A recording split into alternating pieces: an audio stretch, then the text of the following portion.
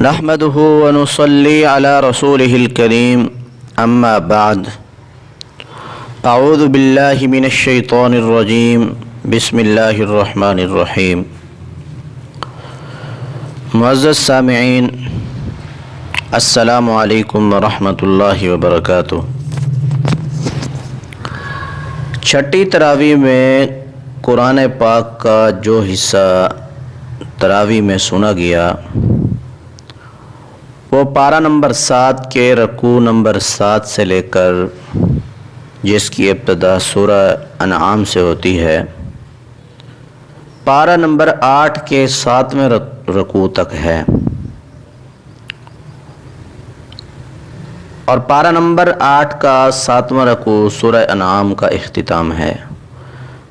گویا کہ چھٹی تراویح میں ہم نے پوری سورہ انعام تلاوتاً سنی۔ اللہ جل شانہ سے دعا ہے کہ اللہ جل شانہ ہماری عبادات کو اور ہمارے قرآن پاک کو کے سننے سنانے کو اپنی بارگاہ میں قبول و منظور فرمائے۔ معزز سامعین، سورہ انعام میں اللہ جل شانہ نے بہت سارے مضامین ارشاد فرمائے ہیں۔ سب سے بڑا جو اس کا موضوع ہے اس سورت کا وہ اثبات توحید ہے۔ اس کے ساتھ ساتھ اثبات رسالت، توحید و رسالت کی تائید کے لیے بعض انبیاء علیہم الصلاۃ والسلام کے قصے ذکر کیے گئے ہیں۔ قرآن کریم کا اثبات، یعنی اس کا حق ہونا، حق جل شانہ کی کتاب ہونا، قیامت کا اثبات، قیامت کے منکرین کی دشمنی اور ان کے لیے وعیدیں، ان وعیدوں کی تائید کے لیے بعض گزشتہ کافر امتوں کا حال اور ان کی ہلاکت، اور اسی طرح بعض رسومات اور عادات جو بعض قوموں میں پائی جاتی تھیں ان کی برائی کا بیان بھی ہے، جو بری رسوم اور بری عادات تھیں۔ اسی طرح اللہ جل شانہ نے کافر قوموں کے ساتھ معاملہ رکھنے میں اعتدال کی تعلیم دی ہے، اس کا بھی بیان ہے اس صورت میں۔ اور اللہ جل شانہ نے بہت سارے اسلام کے بعض اچھے اخلاق کو بھی اس صورت کا موضوع بنایا ہے، اس صورت کے اندر ان کو بیان کیا گیا ہے۔ چنانچہ سورہ انعام کی ابتدائی آیات میں اللہ جل شانہ نے 6 آیات تک توحید کا ذکر فرمایا کہ تم جانتے ہو زمین اور آسمان کا خالق اور گردش لیل و نہار کا فاعل صرف اللہ ہے۔ تو فرمایا کہ جب اللہ ہے تو یہ دوسرے کون ہوتے ہیں کہ تم ان کے سامنے نظریں اور نیازیں چڑھاتے ہو، ان کے سامنے جا کر گڑ گڑاتے ہو، دعائیں مانگتے ہو اور اپنی حاجتیں پیش کرتے ہو؟ کیا آپ کو معلوم نہیں کہ اس سے پہلے کتنی ہی ایسی قوموں کو ہم نے تباہ کیا؟ وہ قومیں اتنی طاقتور تھیں کہ اپنے زمانے میں ان کا دور دورہ تھا اور انہیں اتنی قوت دی تھی کہ تمہیں اس کا اندازہ ہی نہیں ہے۔ اللہ پاک نے جتنی تمہیں طاقت دی ہے اس سے کہیں بڑھ کر اللہ پاک نے ان کو طاقتیں دی تھیں، لیکن ان کے گناہوں کی سزا میں انہیں تباہ کیا، ان کی جگہ پہ دوسری قوموں کو ہم نے آباد کیا۔ آیت نمبر 11 سے لے کر آیت نمبر 17 تک اللہ جل شانہ نے حضور علیہ الصلوۃ والسلام کو خطاب کر کے فرمایا، اے نبی، ان منکرین سے کہو کہ ذرا زمین میں چل پھر کر تو دیکھو، جنہوں نے جھٹلایا اللہ کی آیات کو، اللہ کے احکامات کو، ان کا انجام کیا ہوا۔ آگے فرمایا کہ چونکہ اللہ تعالیٰ نے رحمت اور کرم کا شیوا اپنے اوپر لازم کر دیا ہے، اس لیے اب تمہیں وہ جلدی سزا نہیں دیتا۔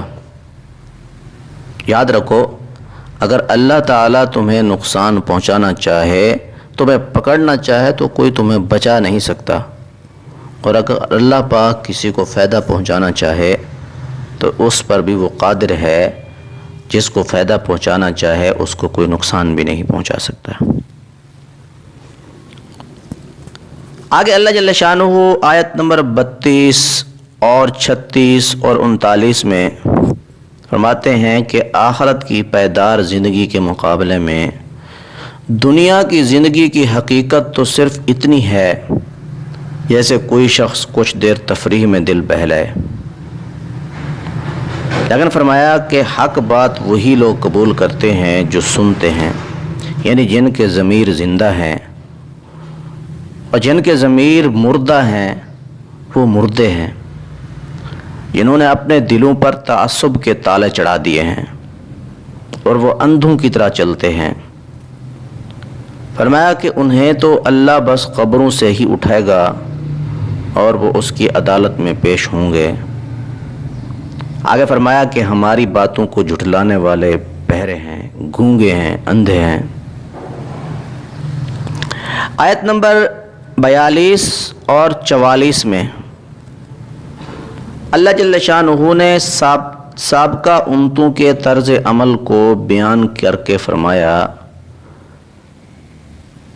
اور اس بات کو موجودہ تناظر میں بھی سمجھنا چاہیے، آج کل کے حالات کے موافق آج کل کے حالات کو ذرا سمجھنا چاہیے۔ اس آیت کے مفہوم کے، ان آیات کے مفہوم کے تناظر میں اللہ جل شانہ فرماتے ہیں کہ ہم کسی قوم کو آزمائش اور مصیبت میں اس لیے ڈالتے ہیں کہ وہ عاجزی کریں، جیسے آج کل کے حالات چل رہے ہیں، پوری دنیا آزمائش میں ہے۔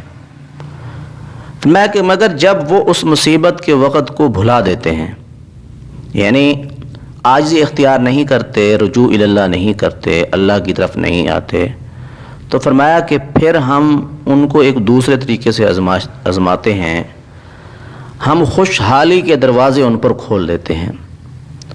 فرمایا کہ جب وہ خوشحالی میں خوب مگن ہو جاتے ہیں تو اب ہم ان کو پکڑ لیتے ہیں، اب وہ اپنی غفلت میں، اپنی یہ بے خبری میں ڈوبے ہوئے ہوتے ہیں، پھر اللہ پکڑتا ہے۔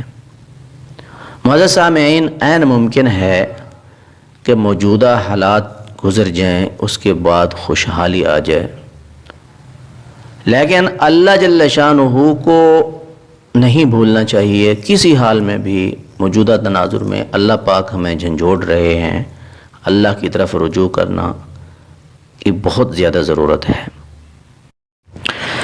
آیت نمبر 52 کا مضمون یہ ہے، سرداران قریش نے جب نبی کریم صلی اللہ علیہ وسلم کے صحابہ کی غربت اور خستہ حالی کا مذاق اڑایا تو اللہ جل شانہ نے اس کا جواب یہ دیا کہ معاشرے میں ادنا حیثیت رکھنے والوں کو ہم نے ایمان کی توفیق دے کر عزت اور دولت کا گھمنڈ رکھنے والے لوگوں کو آزمائش میں ڈال دیا ہے۔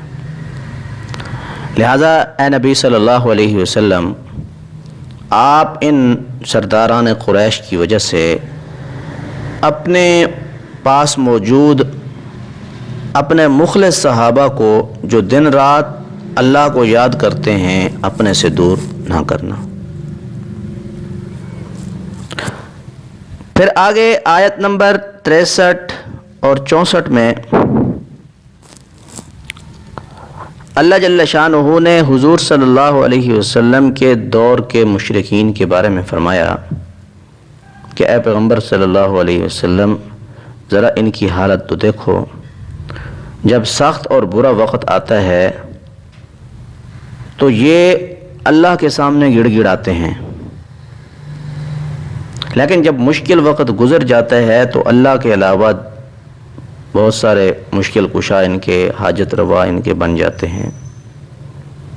حضور صلی اللہ علیہ وسلم کو خطاب فرمایا کہ اے نبی صلی اللہ علیہ وسلم، ان لوگوں کو جنہوں نے اپنے دین کو کھیل تماشا بنا لیا ہے اور دنیا کی زندگی نے دھوکے میں ان کو ڈال دیا ہے، ان کو چھوڑ دو، ہاں انہیں قرآن سنا کر نصیحت کرتے رہو۔ آگے آیت نمبر 74 سے لے کر آیت نمبر 81 تک حضرت ابراہیم علیہ السلام کا ذکر ہے، ان کی اولو العزمی اور ان کی توحید پرستی اللہ جل شانہ نے بیان فرمائی ہے۔ فرمایا کہ حضرت ابراہیم علیہ السلام کا واقعہ یاد کرو، جنہوں نے تمام مصنوعی خداؤں سے منہ موڑ کر صرف ایک مالک کائنات کے سامنے سر اطاعت خم کر دیا۔ حضرت ابراہیم علیہ السلام نے تو اپنے والد آزر سے بھی کہا تھا، کیا تو نے بتوں کو خدا بنا لیا ہے؟ میں تجھے اور تیری قوم کو کھلی گمراہی میں دیکھ رہا ہوں۔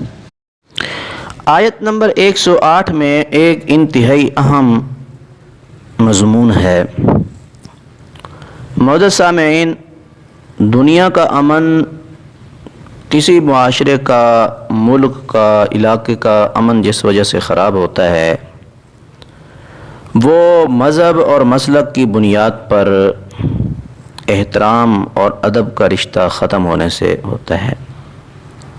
چنانچہ اللہ جل شانہ نے فرمایا کہ اے ایمان والو، غیر مسلموں کے پیشواؤں اور معبودوں کو برا بھلا نہ کہو، ان کا نام ادب اور احترام سے لو اور ان کی بے حرمتی، بے احترامی نہ کرو۔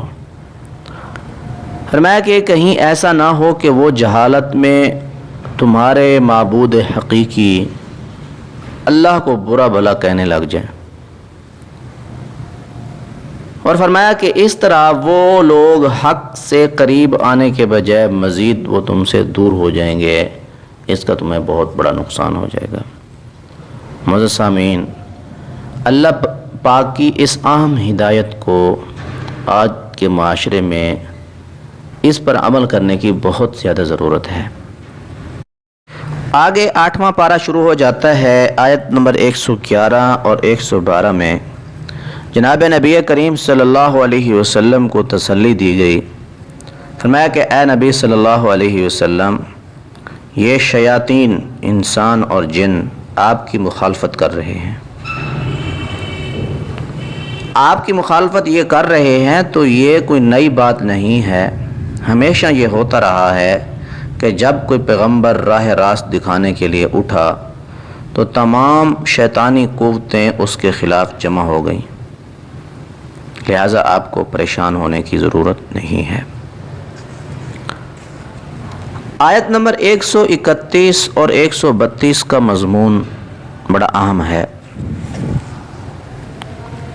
فرمایا کہ خدا تعالیٰ کی یہ عادت نہیں کہ بغیر آگاہ کیے اور خبردار کیے کسی قوم کو، کسی کو آخرت میں اللہ جل شانہ پکڑ کر ہلاک کر دے یا دنیا میں ہلاک کر دے۔ اللہ جل شانہ نے کسی بھی قوم کو ہلاک کیا ہے، ان کی تباہی آئی ہی ہے یا آخرت میں پکڑیں گے تو اللہ جل شانہ نے اس سے پہلے اتمام حجت کر دیا ہے، ان کو ان کی برائی اور ان کی نافرمانی پر آگاہ کر دیا گیا۔ فرمایا کہ اسی لیے رسول اور پیغمبر بھیجے کہ وہ خوب کھول کر تمام جنوں اور انسانوں کو ان کے برے بھلے اور ان کے آغاز اور انجام سے خبردار کریں۔ فرمایا کہ پھر جس درجہ کا کسی کا عمل ہوگا، حق تعالیٰ اس کے ساتھ ویسا ہی معاملہ فرمائیں گے آخرت میں۔ آگے آیت نمبر 146 میں اللہ جل شانہ نے بنی اسرائیل پر بعض چیزیں بطور سزا کے حرام ٹھہرا دیں، ان کا ذکر کیا ہے۔ مثلاً بکری کی چربی اور ناخن والے جانور کو ان کے لیے حرام کر دیا گیا تھا۔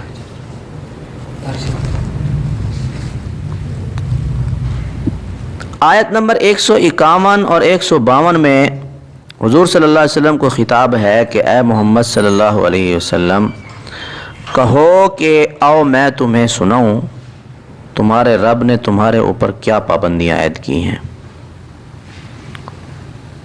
کیا تمہیں حکم دیے ہیں، کن چیزوں سے تمہیں منع کیا ہے۔ فرمایا کہ شرک نہ کرو، والدین کے ساتھ حسن سلوک کرو، مفلس ہونے کے خوف سے اولاد کو قتل نہ کرو، بے حیائی کی باتوں کے قریب بھی نہ جاؤ اور یتیم کے مال کے قریب بھی نہ جاؤ، ناپ تول میں انصاف کرو، کمی نہ کرو۔ اور فرمایا کہ ہم ہر شخص پر اتنا بوجھ ڈالتے ہیں جتنا وہ اٹھا سکتا ہے۔ سورہ انعام کے اختتام تک آگے آیت نمبر 159 سے لے کر 164 تک فرمایا کہ جن لوگوں نے اپنے دین کو ٹکڑے ٹکڑے کر دیا اور گروہ گروہ بن گئے، اے نبی صلی اللہ علیہ وسلم آپ کا ان سے کوئی تعلق نہیں، ان کا معاملہ اللہ کے سپرد ہے، اور جو نیکی کرے گا اس کا 10 گنا اجر ہے، اور جو برائی کرے گا اس کا اتنا ہی بدلہ ملے گا جتنا اس نے برائی کی ہے، اس پر ظلم نہیں کیا جائے گا۔ فرمایا کہ کہو میری نماز، میری تمام عبادتیں، میرا جینا اور میرا مرنا صرف اللہ تعالیٰ کی رضا کے لیے ہے جس کا کوئی شریک نہیں ہے۔ فرمایا کہ کہو کیا میں اللہ کے سوا کوئی اور رب تلاش کروں، حالانکہ وہی ہر چیز کا رب ہے۔ اور آخر میں فرمایا کہ وہاں کوئی بوجھ اٹھانے والا کسی کا بوجھ نہیں اٹھائے گا، اور ہر شخص اپنے عمل کا خود ذمہ دار ہوگا۔ اللہ جل شانہ ہم سب کو فکر آخرت نصیب فرمائے اور اپنی رضا والی زندگی نصیب فرمائے، قرآنی تعلیمات پر عمل کرنے کی توفیق عطا فرمائے۔ وآخر دعوانا ان الحمد للہ رب العالمین۔